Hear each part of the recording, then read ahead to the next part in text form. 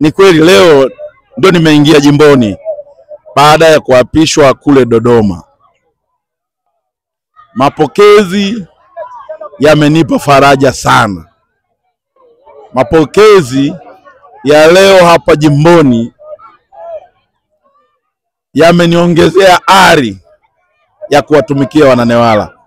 Kwa hiyo nichukue nafasi hii kuwashukuru Wananewala. Sikutarajia. Asubuhi nilipofika walinipokea kwa shangwe pale Kiduni. Nikapata nafasi ya kuwasalimia watumishi wa halmashauri ambako ndiko iko ofisi ya mbunge. Lakini nikapata nafasi kwenda kusalimia wagonjwa. Nimepita wodini kote kuweza kuwaona wagonjwa, kuwasalimia na kuwaombea kwa Mungu ili waweze kupona kwa haraka. Na sasa tukaja kwenye bonanza.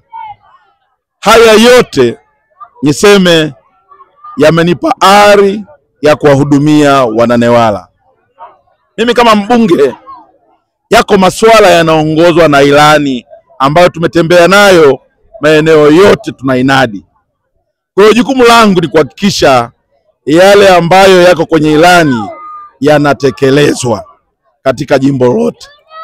Lakini ninayo nafasi vile vile ya kuongeza jitihada zangu binafsi zile za kuwagusa Wananewala mmoja mmoja au kama jamii yote.